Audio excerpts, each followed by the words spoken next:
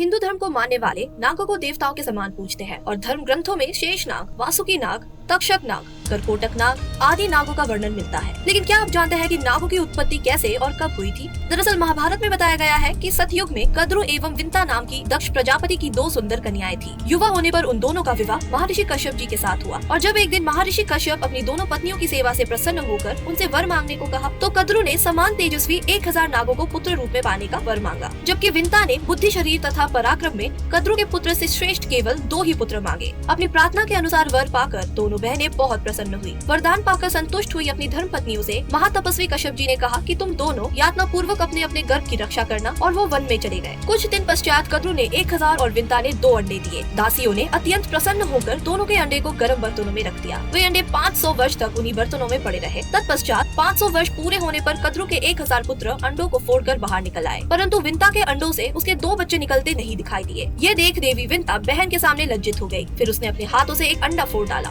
फूटने पर उस अंडे में विंता ने अपने पुत्र को देखा। उसके शरीर का ऊपरी भाग पूर्ण रूप से विकसित एवं पुष्ट था, किंतु नीचे का आधा अंग अभी अधूरा रह गया था। ऐसा माना जाता है कि उस पुत्र ने क्रोध के आवेश में आकर विंता को श्राप दे दिया कि माँ, तुमने लोभ से आभूषित होकर मुझे इस प्रकार अधूरे शरीर का बना दिया। मेरे समस्त अंगों को पूर्णतः विकसित एवं पुष्ट नहीं होने दिया। इसलिए जिस सौत के लिए तुम्हारे मन में ईर्ष्या है, उसी की 500 साल तक तुम दासी बनी रहोगी। और माता, ये जो दूसरे अंडे में तेरा पुत्र है, वही तुझे दासी भाव से तुम्हें मुक्त दिलवाएगा। किंतु माता, ऐसा तभी हो सकता है जब तुम इस तपस्वी पुत्र को मेरी ही तरह अंडा फोड़कर अंगहीन या अधूरे अंगों से युक्त न बना देगी। इसीलिए अगर तुम अपने इस पुत्र को विशेष बलवान बनाना चाहती हो तो 5 वर्ष तक तुझे धैर्य धारण करके इसके जन्म की प्रतीक्षा करनी होगी। इस प्रकार विंता को शाप देकर वो बालक अरुण अंतरिक्ष में उड़ गया और वो सूर्य देव के रथ पर जा बैठा और उनके सारथी का काम संभालने लगा। तदंतर समय पूरा होने पर सर्प संहारक गरुड़ का जन्म हुआ। गरुड़ के जन्म के बाद कद्रु को विंता से ईर्ष्या होने लगी और फिर एक दिन जब दोनों बहनें वन में घूम रही थी, उन्हें सफेद रंग का घोड़ा दिखाई दिया, जिसे देखकर विंता ने कद्रु से कहा, मुझे तो इस घोड़े का रंग तो सफेद लग रहा है। तब कद्रु ने कहा, बहन, मुझे भी इस घोड़े का रंग सफेद ही लग रहा है, किंतु इसकी पूंछ काली है। फिर इसी बात को लेकर दोनों के बीच बहस होने लगी। तब कद्रु ने कहा, चलो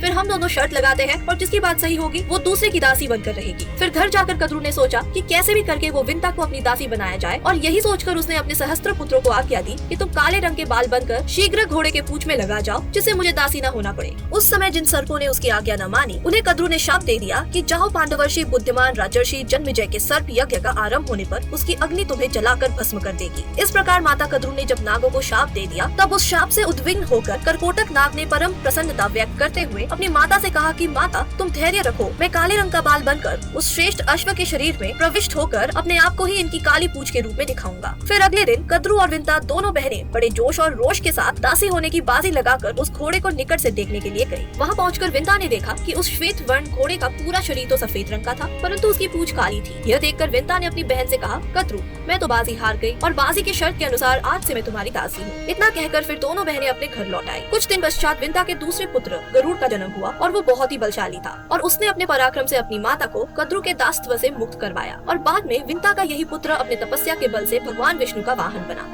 तो आपको हमारी ये कथा कैसी लगी, नीचे कमेंट करके अवश्य बताएं।